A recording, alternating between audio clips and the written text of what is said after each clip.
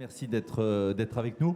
Première table ronde qui va durer donc 50 minutes très précisément. On va envoyer un chrono, ça c'est pour tous les intervenants et intervenantes qui sont avec moi sur cette scène. 50 minutes de table ronde, 9h15 à 10h30. On va parler de dialogue social. 1971-2021, la place de la négociation collective dans les 15 dernières réformes de la formation professionnelle et la prochaine. Merci à la régie de m'envoyer le chrono, s'il vous plaît, et de démarrer ces fameuses 50 minutes. La loi Delors, je le disais tout à l'heure, étape fondatrice d'un modèle avec implication, légitimation du rôle dans la formation évidemment des partenaires sociaux.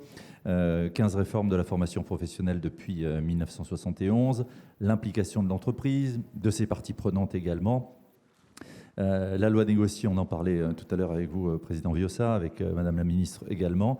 Et puis je le disais tout à l'heure, évidemment, la décentralisation qui est arrivée dans les années 80 avec l'arrivée des régions. Nos intervenants nous ont rejoints. Merci à vous tous d'être avec nous. On a pris un petit café tout à l'heure. Vous aussi, peut-être, vous qui nous suivez à distance, avec une matinée riche. Cet après-midi le sera aussi. Maryse Dumas, merci d'être avec nous. Florence Poivet, Gilles Gâteau, Jean-Claude Mailly, Olivier Faron, merci à vous tous d'être présents sur cette scène. Et puis Jean-Marie Lutringer est avec nous. Il est avec nous par vidéo interposée. On l'a interrogé sur ces sujets-là, sur quoi repose la légitimité des partenaires sociaux à participer à la production d'une loi négociée, quelle transformation et quelle constante il s'est passé, je le disais tout à l'heure, beaucoup de choses. Ces 50 dernières années, on parle aujourd'hui de carrière non linéaire, d'évolution professionnelle, de compétences qui doivent bouger en lien avec une transition écologique, digitale et générationnelle. On va aborder tous ces sujets avec l'angle évidemment de la formation professionnelle à 360 degrés. Jean-Marie Lutringer, et je le salue, a été le premier directeur du département juridique droit de la formation de Centre Info. Je vous propose, mesdames, messieurs, et vous qui nous suivez à distance, de l'écouter. On plante le décor avec lui. On se retrouve juste après, en direct. À tout de suite.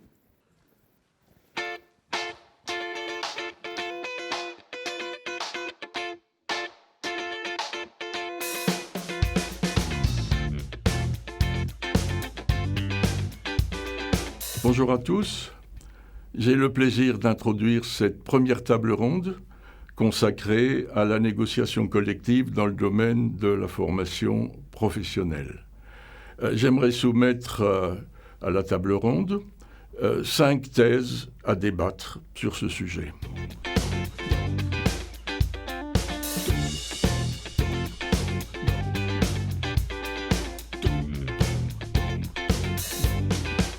Le droit des salariés à la négociation collective est garanti par la Constitution. Le point de départ de ce processus de négociation date de 1970, le premier accord interprofessionnel. Avant, il n'y avait guère de négociation.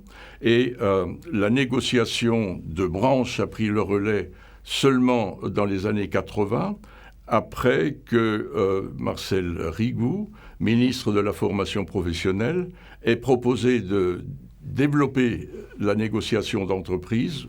Le patronat s'y est opposé et c'est à partir de là qu'on a connu un essor de la négociation de branche sur la formation.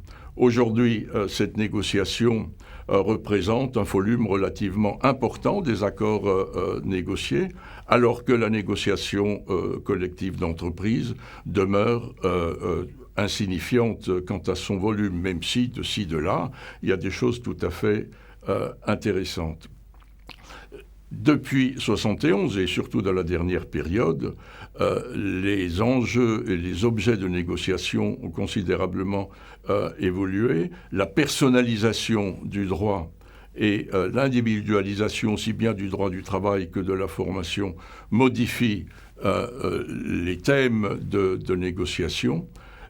Et de la même manière, il faut rappeler que la formation tout au long de la vie concerne toutes les personnes indépendamment de leur statut et pas seulement les travailleurs salariés.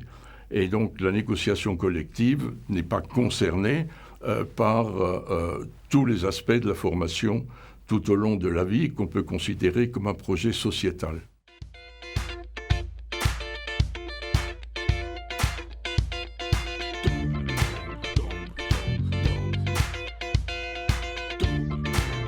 Les 14 accords nationaux interprofessionnels conclus depuis 1970 n'ont pas créé de droit. En revanche, ils ont inspiré très largement le législateur. Les droits des salariés résultent de la loi. Il en va ainsi du droit au congé individuel de formation, des différents contrats de formation en alternance, du contrat d'apprentissage, du CPF, du conseil en évolution professionnelle, de la compétence du comité d'entreprise, de la VAE. Tout ceci a été inspiré souvent par les partenaires sociaux, mais la force juridique provient seulement de la loi et non pas de l'accord interprofessionnel. De la même manière, le financement de la formation professionnelle des salariés résulte d'une contribution de nature fiscale et non pas d'une cotisation sociale.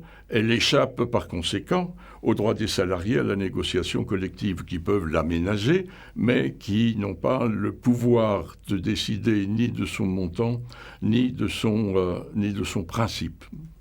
Par conséquent, la question de la gestion de cette ressource, la gestion paritaire, est une gestion déléguée par les pouvoirs publics et on ne peut pas considérer que le principe d'autonomie de la négociation collective et de la gestion paritaire soit respecté, comme c'est le cas par exemple pour les caisses de retraite complémentaires, comme c'était le cas pour l'assurance chômage et comme c'est encore le cas pour l'APEC.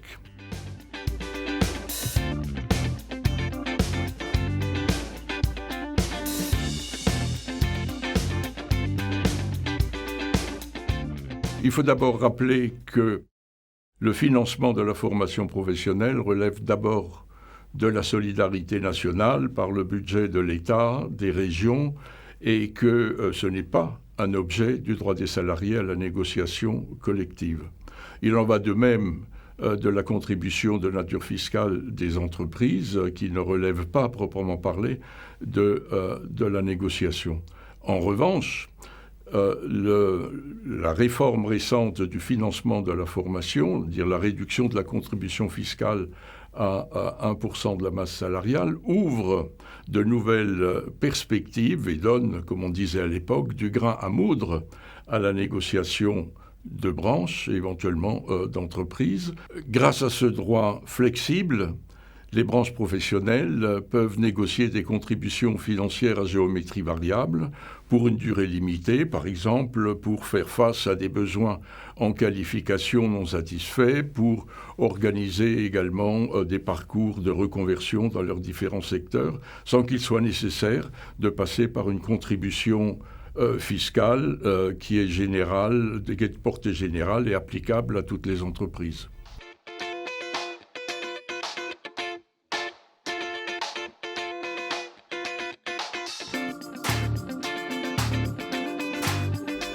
La question de la reconnaissance des acquis de la formation est en effet un angle mort de la négociation collective sur la formation aujourd'hui.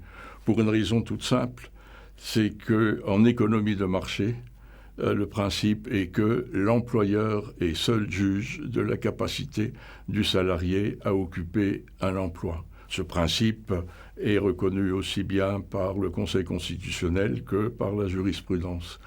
La question est par conséquent de savoir comment créer les conditions pour faire prendre à l'employeur des décisions concernant l'évolution professionnelle et la reconnaissance de la qualification. À cet égard, la négociation collective est bien évidemment un instrument déterminant pour cela. La négociation sur les classifications devrait permettre de favoriser la reconnaissance des acquis de la formation. La réforme en cours des certifications professionnelles devrait permettre d'atteindre le même objectif et surtout, la restructuration des branches professionnelles en cours. Il y en avait plus de 350 il y a encore quelques années, il y en a aujourd'hui 250. L'objectif est d'en atteindre une centaine. Des branches professionnelles restructurées pourraient sans doute intervenir de manière plus significative dans aussi bien la négociation sur les classifications que sur les certifications professionnelles pour favoriser la reconnaissance des acquis de la formation et de la qualification pour les salariés.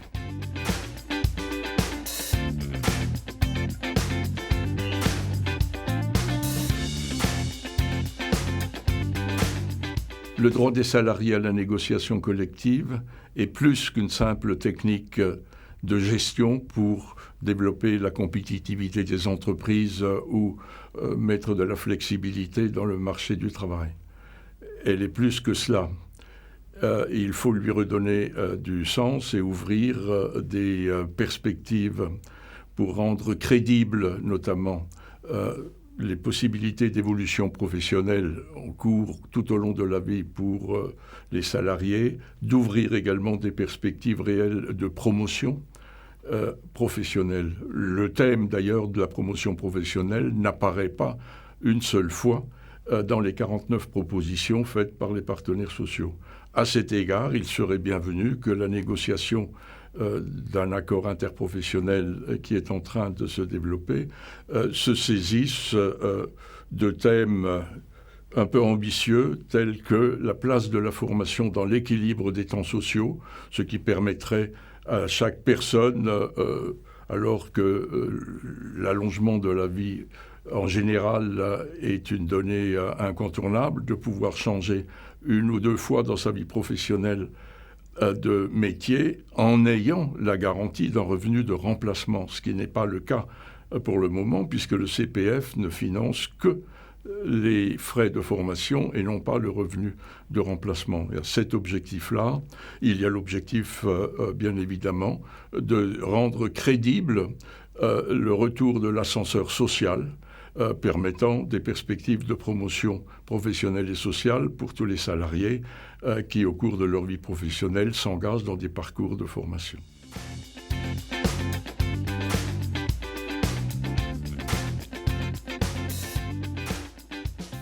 Retour sur ce plateau et en direct, vous qui nous suiviez à distance avec nos invités, nos experts, plusieurs séquences dans cette table ronde. Une première séquence, et je vais interpeller Olivier Faron et Jean-Claude Mailly. On le voit avec ce que vient de nous préciser Jean-Marie Lutringer, la légitimité à négocier dans la Constitution et dans le Code du travail pour les partenaires sociaux, évidemment. On aboutit à la production, entre guillemets, de lois négociées. Alors, je vais me tourner vers vous, Olivier Faron. C'est le regard de l'historien. Vous avez publié de nombreux ouvrages, dont 1971, Jacques Delors joue l'éducation permanente. Alors, d'où vient la légitimité des partenaires sociaux à participer à la production d'une loi négociée, si on veut regarder un petit peu dans le rétroviseur et toutes ces fondations, Olivier Faron?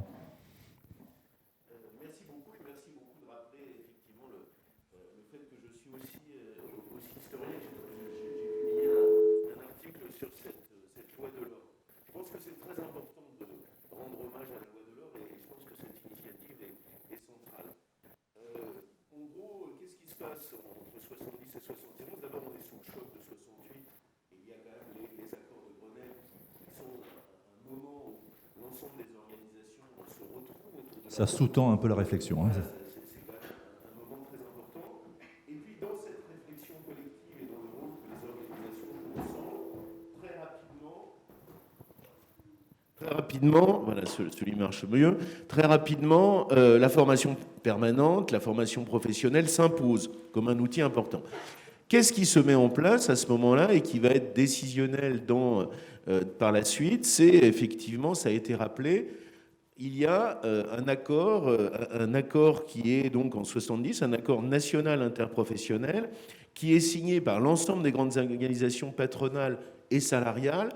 Et cet accord est suivi par la loi de 71. Donc c'est une espèce de dynamique où l'ensemble des forces en présence du monde du travail se mettent autour d'une table, avancent sur un sujet. deux éléments vont être décisionnels à partir de cette chronologie 70-71 sur cet arrière-fond de rapprochement social et des accords de Grenelle. La première chose, c'est que la formation permanente devient un sujet central, un sujet qui mobilise. J'ai plaisir de rappeler que Force ouvrière parle à ce moment-là d'émancipation pour la formation permanente. Nous sommes en 71. Et la deuxième chose, c'est qu'il y a un deuxième temps de la loi Delors qui est beaucoup plus tardif, qui est en 2007. C'est la loi Larcher qui va, en quelque sorte, rendre nécessaire ce qui s'est développé de façon un peu expérimentale, c'est-à-dire cette négociation collective, pour toute réforme du droit du travail. Donc, on s'inscrit dans une histoire longue avec ce moment central, cette intuition géniale de Jacques Delors. C'est rare qu'une loi porte le nom d'un conseiller, donc c'est quand même effectivement important. Ça rebondit. Et puis, je pense que c'est aussi une interrogation, un fil rouge qu'on va avoir tout au long de ce moment. Quand même 15 réformes sur le même sujet, ça peut interroger aussi, c'est-à-dire qu'il y a un arrière-fond qui est défini, mais on peut accepter l'idée que la France n'est pas sous-administrée, parce que 15 réformes sur le même sujet, c'est quand même assez important. On est assez productif là-dessus. Jean-Claude Mailly, le regard de l'ancien secrétaire général de Force ouvrière, émancipation collective, disait Olivier Faron. Votre regard sur la légitimité des partenaires sociaux, justement? Oui, bonjour à toutes et à tous. Oui, moi je considère que les partenaires sociaux ont effectivement toute légitimité pour traiter de la question de la formation professionnelle. À la limite, c'est tout ce qui tourne autour du contrat de travail. C'est vrai pour la formation, c'est vrai pour l'assurance chômage, c'est vrai pour toute une série de choses. Il y a une légitimité des partenaires sociaux. Alors comme ça a été rappelé, là, l'accord était préalable à la loi. En tous les cas, dans mon organisation, on a toujours dit que la loi relève des parlementaires à un moment donné. Ce n'est pas aux syndicats ni au patronat de faire en tant que tel la loi. Un accord, ce n'est pas une loi. Sinon, c'est le vrai corporatisme au sens politique du terme. Mais il est important, effectivement, que les partenaires sociaux se saisissent de ce qui est à la fois un facteur d'émancipation, c'est évident, et aussi, je dirais, un élément d'entretien de la force de travail. Donc, ça légitime obligatoirement la place des interlocuteurs sociaux. Alors, ça a été rappelé tout à l'heure que le vrai paritarisme, qui est en train de disparaître, on peut encore dire dans les retraites complémentaires, dans l'assurance chômage, je crois qu'il est à peu près mort aujourd'hui. D'ailleurs, ça montre bien que quand il y a eu la loi dite Larcher, qu'on avait soutenue à l'époque, mais quand il y a eu la loi dite Larcher, on est aujourd'hui dans une situation où, par exemple, quand vous supprimez la cotisation salariale, ce qui est le cas dans l'assurance chômage, vous perdez la légitimité, ou on vous dit que vous perdez la légitimité à gérer le dossier, d'une certaine manière. Ou quand on vous fait des documents d'orientation qui contraignent la négociation collective. Et c'est le cas dans le domaine de l'assurance chômage aujourd'hui. Donc il n'y a plus tellement de différence d'une certaine manière. Mais je pense qu'effectivement, il y a une légitimité très grande des partenaires sociaux, que ce soit du côté syndical ou du côté patronal, à se saisir de ces questions et à se battre, pardonnez-moi, mais à se battre pour essayer de retrouver un véritable paritarisme. C'est la clé. C'est Jean-Claude Mailly qui le dit, et on le disait, donc transformation sociale, justice sociale, émancipation collective, et on parlait avec vous du contrat de travail. Deuxième séquence, toujours sur ce sujet du dialogue social, il s'en est passé des choses en 50 années, ces 50 dernières années de négociation collective en ce qui concerne la formation. Alors, quelle transformation, quelle constante? Je me tourne vers vous, Florence Poivet. Merci, Florence, d'être avec nous, ex-présidente de la commission éducation, formation et insertion pour le MEDEF. Alors, le regard de l'ex-négociatrice, puisque tu étais à la manœuvre lors de la négociation de 2017 en particulier. Bonjour à chacune et à chacun. Merci de m'avoir invité. Je retrouve avec grand bonheur des visages que je n'avais plus vus depuis quelques mois, et c'est vraiment très sincère. Alors, très rapidement, extrêmement schématiquement, j'ai envie de vous répondre par deux événements positifs, deux constats et un point de vigilance. Les deux étonnements positifs. Le premier, c'est que j'ai découvert un paritarisme extrêmement mature, expert et engagé dans sa responsabilité. Et du coup, oui, Il y a des chemins qui ont été construits ensemble et je pense qu'on s'est enrichi de part et d'autre. Et je ne m'y attendais pas à la mesure de cette dimension-là. Et je trouve ça tout à fait intéressant et motivant et peut-être force d'exemple pour d'autres champs de négociation. Deuxième étonnement, certes, Jacques Delors, Olivier avait mis la formation professionnelle au cœur des préoccupations, mais au MEDEF, quand je suis arrivée en 2013, c'était courtoisie, un peu de galanterie quand on m'écoutait. Le sujet n'était pas important du tout pour personne. Je caricature. Les choses ont bougé. Hein. 5 ans plus tard, le sujet devenait un vrai sujet de préoccupation, un levier de performance. On glissait peu à peu de la dimension de charge vers une notion d'investissement. Et cette bataille-là, à mon sens, elle était clé à gagner pour oser des ambitions fortes sur la formation professionnelle. Les deux constats. Le premier, c'est qu'on est, mais vous l'avez peut-être évoqué précédemment, on est passé, et je trouve ça très, très intéressant et aussi motivant, on est passé d'une formation spot, je dirais, pour un objet particulier, à la dimension de parcours, qui évidemment... Parcours de vie. Parcours de vie, c'est plus exigeant, mais c'est beaucoup plus passionnant. Et de la même façon, on est sorti de la notion du savoir simple pour embarquer la personne dans toute sa vie, dans sa personnalité, dans ses compétences, dans sa personnalité, dans toute l'expérience que la vie lui a offerte. Le deuxième constat, c'est que je pense qu'il y a une vraie prise de conscience qu'une société qui n'inclut pas chacune et chacun est une société qui affaiblit son futur.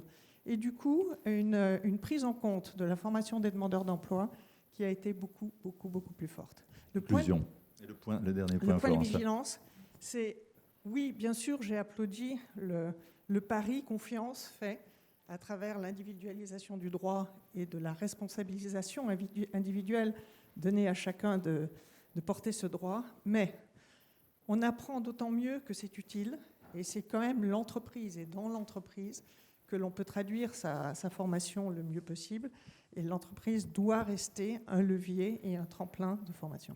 Merci Florence Poivet. Maryse Dumas, le regard aussi de l'ex-négociatrice d'accord sur la formation professionnelle, travaillez beaucoup sur l'histoire, je le sais, à l'Institut d'histoire de Gironde. Le sujet du contrat de travail, on en parlait avec Jean-Claude Mailly. Votre regard sur ces 50 années, si on regarde dans le rétro, qu'est-ce qu'on retient ? Bonjour à toutes et à tous. Ça marche, il faut parler bien près du micro en fait. C'est ouvert, il fonctionne Maryse. Bonjour à toutes et à tous. Il ne fonctionne pas en fait, voilà. Mais ce sont les aléas du direct, vous savez ce que c'est, donc voilà. Je redis bonjour voilà. À toutes et à tous. Bonjour. Bien, oui, moi je tiens à un regard historique sur les 50 ans depuis la loi Delors, mais même en remontant un peu plus loin. Et en fait, dans les constantes qu'on trouve dans toutes les négociations sur la formation professionnelle continue, personnellement, j'ai conduit pour la CGT 2 négociations, celle de 2001 qui a échoué, celle de 2003 qui s'est conclue par un accord signé par toutes les organisations patronales et syndicales, mais je travaille aussi sur l'histoire. Et en fait, dans une négociation telle que celle que nous vivons, nous sentons qu'il y a des enjeux fondamentaux qui ne sont pas dans les sujets de négociation, mais qui en fait déterminent les positions des uns et des autres autour de la table des négociations. Chaque organisation syndicale a sa vision, les organisations patronales aussi, et en fait, entre organisations patronales et organisations syndicales, il y a des points de désaccord qui remontent quasiment au XIXe siècle. C'est-à-dire que côté syndical, et en particulier pour la CGT, je ne veux pas parler pour les autres syndicats, même si nous avons des convergences, oui, c'est la question de l'émancipation, comme l'a dit Jean-Claude Mailly, qui est posée au travers de la formation initiale et de la formation continue. C'est-à-dire que je vais me révéler grâce à ça.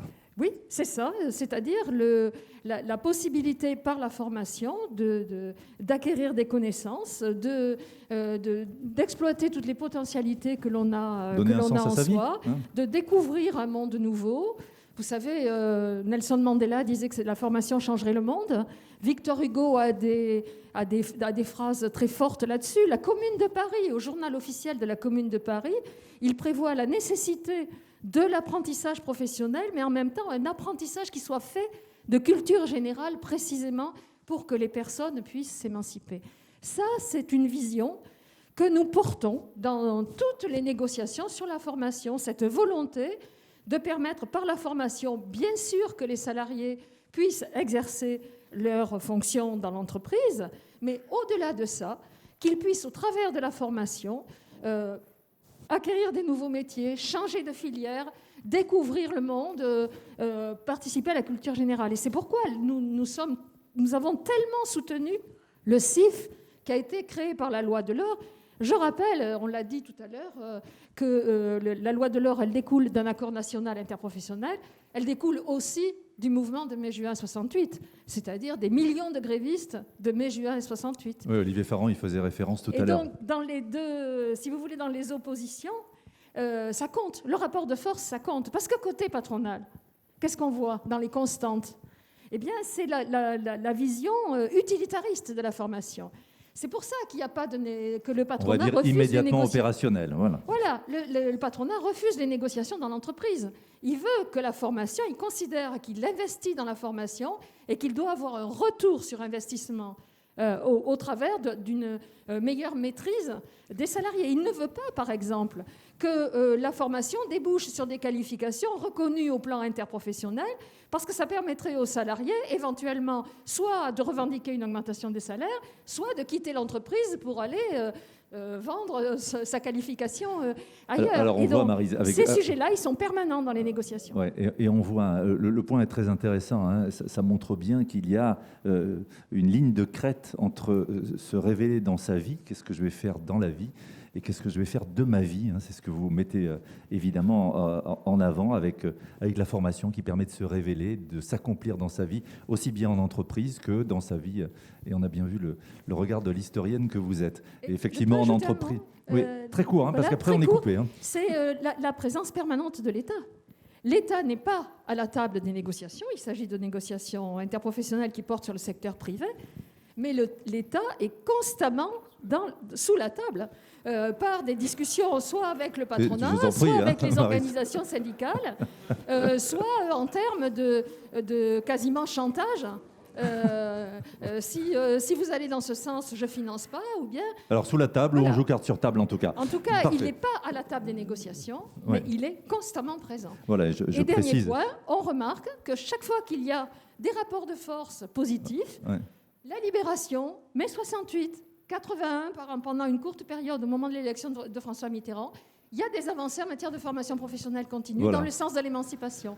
Par contre, chaque fois qu'il y a une période de rapport de force défavorable aux salariés, comme on l'a depuis les années 80 avec la poussée néolibérale, eh bien, la formation est réduite à sa portion congrue. La dimension émancipation est réduite à sa portion congrue et elle est de plus en plus marchandisée. Le regard de Maryse Dumas, évidemment, côté entreprise, l'idée, c'est d'avoir des salariés qui soient avec une employabilité encore meilleure. Et évidemment, on voit que les choses ont beaucoup bougé en 50 années, puisque, évidemment, il y a beaucoup de parcours professionnels qui font que les salariés changent d'entreprise, parler de transition collective en particulier tout à l'heure. Merci en tout cas à vous deux. La troisième séquence, on voit bien, hein, vous le disiez toutes les deux, que les temps et les enjeux ont bien changé. Alors, de la promotion sociale à la sécurisation des parcours professionnels, puisque c'est beaucoup plus d'actualité aujourd'hui. Quid de l'évolution des objets de négociation ? On va en parler avec Gilles Gâteau, Florence Poivet et vous encore, Maryse Dumas. Gilles Gâteau, le regard d'un opérateur qui informe, qui accompagne les publics vers la formation. La PEC est là à la manœuvre. Merci Gilles d'être avec nous et de nous faire part de ton expertise transverse autour de l'humain, ancien DRH et qui connaît bien ces sujets. Qu'est-ce qu'on peut dire le projet professionnel, on parlait de parcours, ton regard. Oui, la beauté et la force du dialogue social, précisément, c'est de parvenir à dépasser et à converger finalement, hein, au-delà des aspirations et des intérêts qui peuvent être à un moment donné différents. Et c'est, je crois, ce qu'on est parvenu à faire collectivement, finalement, ces 50 dernières années, et singulièrement, on va dire, les 20 dernières années, où on a vu émerger, puisque tu me poses la question des objets de négociation, un objet qui nous intéresse énormément, évidemment, nous, à l'APEC, qui est cette notion de sécurisation des parcours professionnels, donc quelque chose qui projette en dehors de l'entreprise, précisément, mais voilà, pas tant sur un emploi et des qualifications à un moment donné, mais sur une personne et les qualifications qu'elle porte dans un parcours qui va passer d'une entreprise à l'autre. Donc, ce chemin-là, il est vraiment, je pense, très, très structurant. Il y a, de ce point de vue-là, dans le cycle des grandes négociations, des grands accords 2004, 2009, 2013, 2018, finalement, une continuité pour affirmer un droit individuel. Alors, certes, par le truchement de la loi, mais c'est quand même l'accord qui est là à la source, un droit individuel garanti collectivement.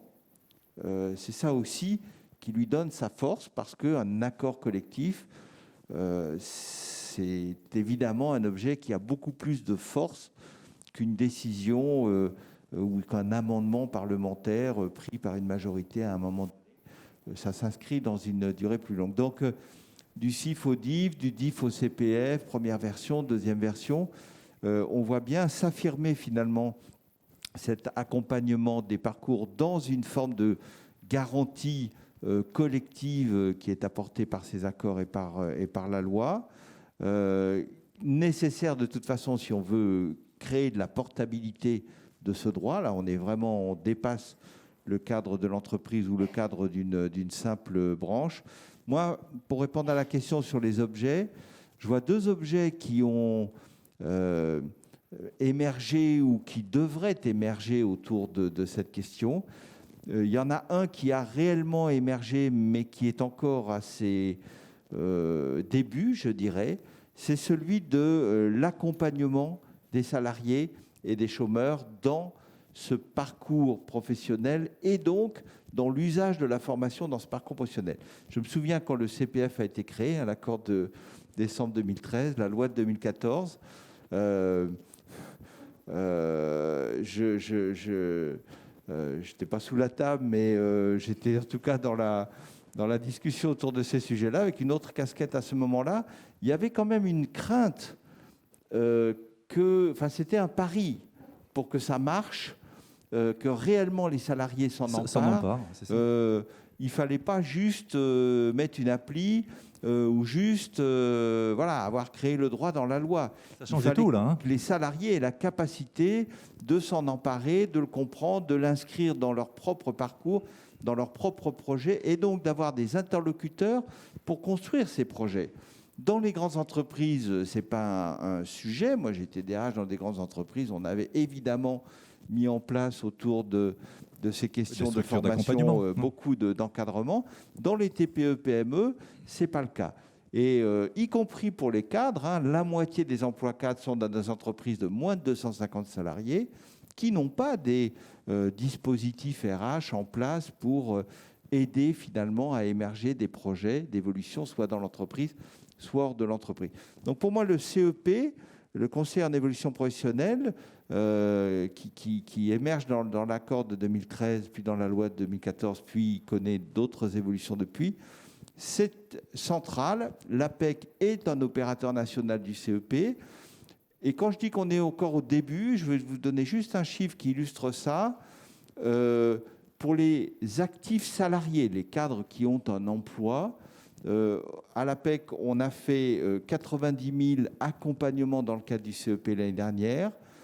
Au global de l'ensemble des salariés français, les actifs qui ont en emploi, donc qui ont bénéficié d'un CEP l'année dernière, c'est 100 000. Ça veut dire que 9 sur 10, c'est l'APEC qui les a fait, et qu'il n'y a que 10 000 salariés en CDI qui ont bénéficié d'un CEP en dehors de ce qu'on propose, alors que cet outil, il n'a pas été conçu uniquement pour les demandeurs d'emploi ou pour les phases de transition, il est conçu pour accompagner toute une carrière.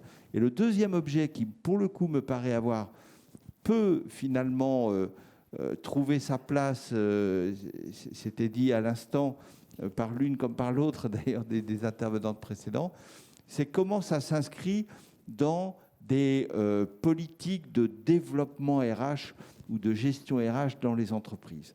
Ça, c'est vrai qu'il y a un peu, un sujet. le trajet le disait aussi, il y a un petit peu une zone sur laquelle on s'est encore assez peu aventuré, un peu à travers les entretiens professionnels, des choses comme ça, mais finalement, on est un domaine qui repose beaucoup sur l'initiative de l'entreprise aujourd'hui. Voilà, donc beaucoup de choses encore à faire et un champ des possibles à explorer. Merci Gilles Gâteau. Très rapidement, il nous reste un petit quart d'heure et j'ai encore une dernière séquence, mais pour celle-ci, votre regard, Florence Poivet, Maryse Dumas, qui veut prendre la main en premier je vous en prie. Oui, en fait, au fur et à mesure des années, on demande de plus en plus à la formation, de moins en moins dans son côté émancipateur, mais de plus en plus, on la met au service d'une part des politiques patronales et d'autre part de la lutte qu'on prétend mener contre le chômage. En fait, le thème de la sécurisation des parcours, la CGT, elle est pour une sécurité sociale professionnelle, mais je n'ai pas le temps de détailler la différence, mais il y a des différences. Le thème de la sécurisation des parcours est arrivé à peu près il y a 20 ans, en même temps que les notions de dépenses actives pour l'emploi, et on voit la volonté de transférer une partie de ce qui relève de la formation professionnelle continue des salariés vis-à-vis des demandeurs d'emploi, au travers de contrats de travail qui sont la plupart du temps, enfin très souvent, des effets d'aubaine pour les employeurs en termes financiers, et qui en fait, au total, si vous voulez, bien sûr que nous sommes favorables à ce que les demandeurs d'emploi accèdent à des formations rémunérées, de qualité. Quelque part, intellectuellement. Absolument, et pour trouver un emploi, il n'y a pas de doute là-dessus. Mais en fait, si vous voulez, ce n'est pas avec 40 heures que vous passez d'une situation où vous êtes au chômage depuis plusieurs mois, voire plusieurs années, pour trouver une nouvelle qualification. Et au travers de toutes ces mesures, on s'aperçoit d'une part que, ne rigolons pas, les parcours ne sont pas sécurisés, le chômage est toujours là, le chômage de longue durée est toujours là, il y a le grave problème du chômage des jeunes qui est encore présent, et parallèlement, les formations qualifiantes, véritablement qualifiantes, ne sont pas au rendez-vous, et notre pays prend du retard sur les enjeux industriels qu'on voit venir avec la transition climatique. Donc, les objets de négociation ont été, en quelque sorte, imposés par des politiques dites pour l'emploi, qui étaient en fait des politiques libérales d'individualisation.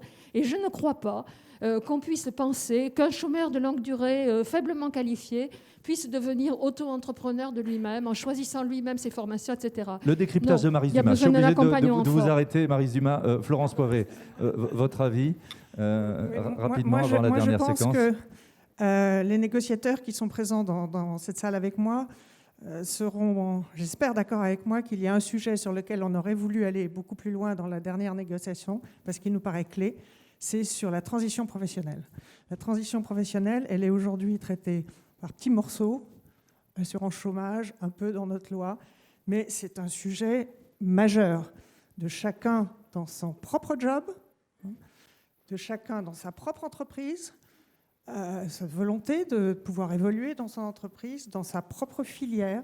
Donc cette question de transition professionnelle, pour moi, elle est majeure, elle est clé, et je me réjouirais de voir l'équipe de partenaires sociaux d'aujourd'hui en prendre l'initiative et le poser sur la table. Et c'était trop juste, c'était trop court, mais Jean-François m'a donné l'autorisation d'en parler. Ils sont venus, Jean-François, à la dernière séance de négociation avec des propositions très constructives et engageantes sur le sujet, à la fois côté patronal et salarial, en disant c'est un bien commun, un objet commun, donc il n'y a pas de raison qu'on ne le finance pas de part et d'autre, et s'inspirant, Gilles, de l'APEC, en disant on pourrait aller vers une cotisation qui soit conjointe, entreprise et salariés.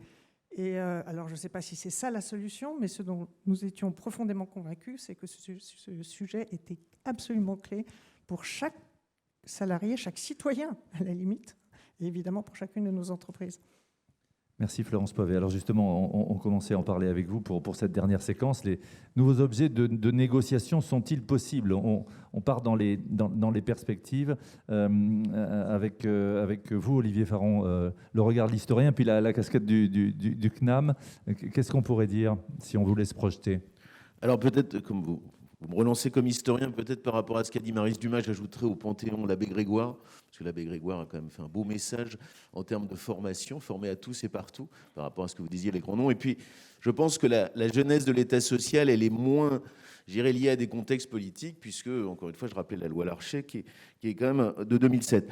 Par rapport aux objets vus de notre point de vue, d'un grand opérateur public de formation professionnelle dans un monde qui est plutôt avec des organismes privés, je crois que je reviendrai sur la thèse 4 de Jean-Marie Lutringer, qui est la reconnaissance de la qualification des actifs.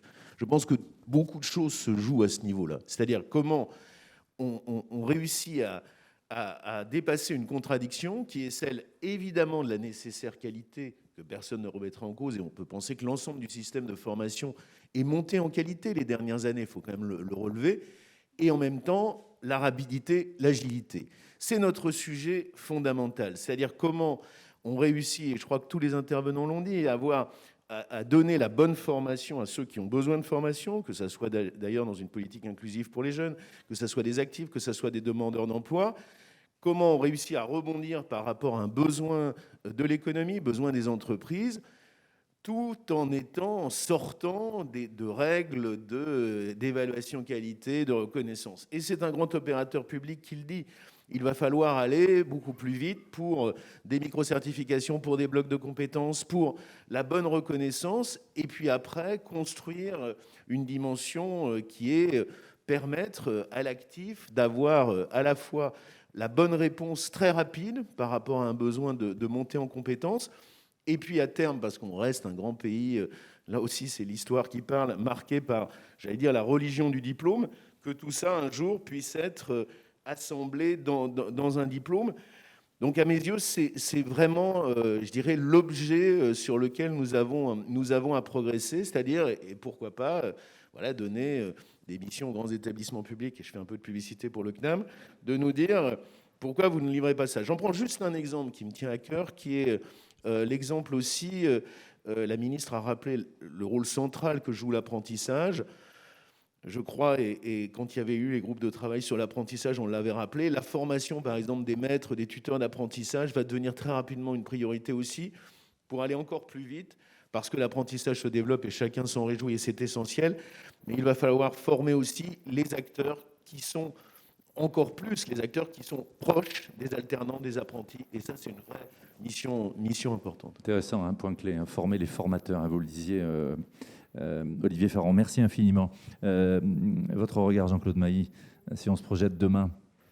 Écoutez, si on considère, comme je le disais tout à l'heure, que la formation, c'est à la fois un élément d'émancipation et c'est aussi un élément d'entretien de la force de travail, on peut réfléchir à ce que la formation soit un des éléments de la protection sociale collective.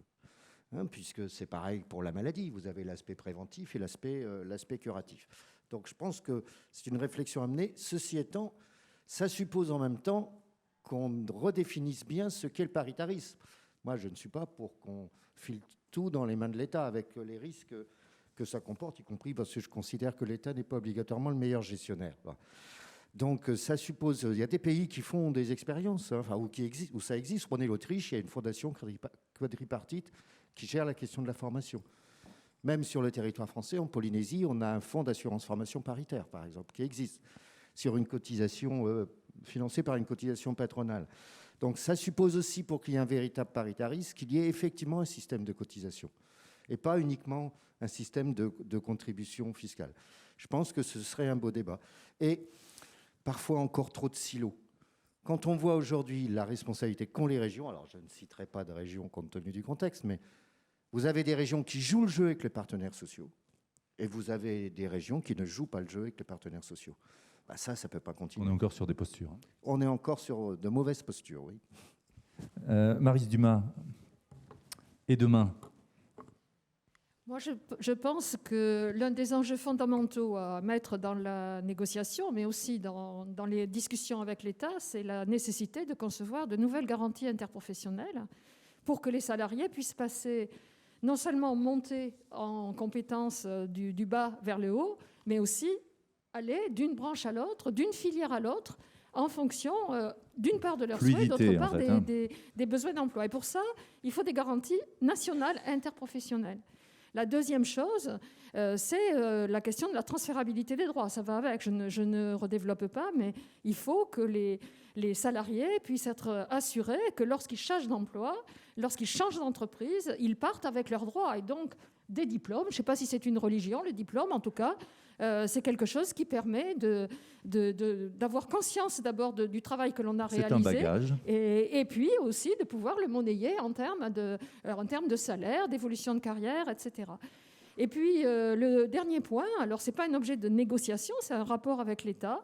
Nous, à la CGT, nous sommes pour la création d'un nouveau service public, un service public de l'emploi et de la formation professionnelle, qui s'adresse autant aux salariés en emploi qu'aux salariés qui cherchent un emploi ou qui veulent en changer, et qui leur garantissent justement une certaine transparence à la fois sur leurs droits, sur les formations auxquelles ils peuvent prétendre et sur l'avenir qu'ils et elles peuvent se construire. Merci On beaucoup. est dans un monde de mutation Et voilà. et pour permettre ces mutations, il faut qu'il y ait des garanties collectives fortes. Merci à vous, Maryse Dumas. Je vais laisser le mot de la fin à Gilles Gâteau.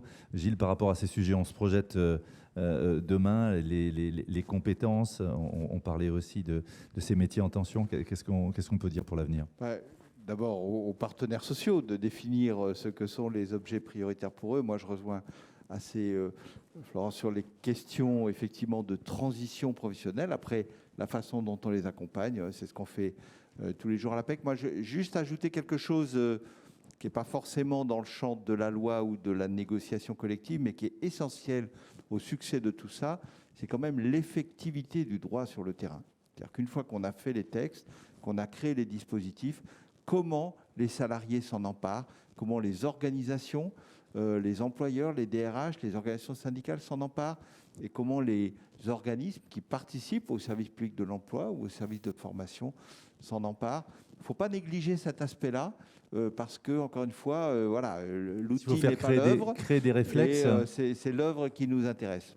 Créer des réflexes, c'est ça Oui, faire connaître. Si vous regardez aujourd'hui le CPF, il est très connu. 9 salariés sur 10 disent voilà, avoir entendu parler du CPF. On est à 22% qui l'ont utilisé. Si je parle du CEP, c'est 14% des cadres qui ont entendu, qui voient ce que c'est que le CEP. Beaucoup moins qui l'ont encore effectivement utilisé. Donc il y a un potentiel énorme qu'on a créé. Maintenant, il faut en assurer l'effectivité. Oui, Olivier Farron, vous disiez acculturation, hein, c'est-à-dire qu'il faut créer le réflexe en se disant bah, tiens, c'est possible, pas d'autocensure aussi. Hein. Non, mais ce qui vient d'être dit est essentiel, c'est-à-dire que comment le droit et comment ça devient un vrai droit. Prenons par exemple un exemple extrême qui est l'outre-mer et la limite, on en parle beaucoup en ce moment. Comment on donne à nos concitoyennes et nos concitoyens qui sont isolés géographiquement et autres, comment on fait que ce droit soit véritablement exécuté. Et ce que vient de dire Gilles Gâteau est essentiel. On l'a vu sur l'appli CPF. C'est vrai que les marges de progression sont énormes, les marges de sensibilisation à cette question sont énormes. Il faut que nous, organismes de formation, évidemment, on avance et on fait des grandes campagnes de communication sur le sujet. Mais il faut aussi que cette idée on combat en quelque sorte des clichés, des idées reçues en France. La formation tout au long de la vie est contrebalancée par l'idée qu'on est défini parce qu'on est à 20 ans. Donc il y a beaucoup, et c'est une vraie révolution culturelle qu'il faut engager. Et je pense que voilà, la mobilisation de tous les acteurs sur ce sujet-là est effectivement extrêmement importante. Voilà, et le rôle et l'importance de ces 2 journées aussi. Je voudrais que vous applaudissiez, vous remerciez tous nos intervenants. Maryse Dumas, Florence Poivet, Gilles Gâteau, Jean-Claude Mailly, Olivier Farron, Jean-Marie Lutringer. Je remercie infiniment aussi Jean-Philippe Seped qui m'a aidé à préparer cette table ronde. Il est 10h30 précise. On va passer dans quelques secondes à la table ronde numéro 2. Vous qui nous suivez à distance à partir de 10h40, après le dialogue social, l'évolution des politiques publiques, impact de la loi Avenir professionnel des 49 propositions des partenaires sociaux à un ACNI, ce fameux accord cadre interprofessionnel en 2021. On en parle avec nos invités dès 10h40 dans une dizaine de minutes. À tout de suite. Merci.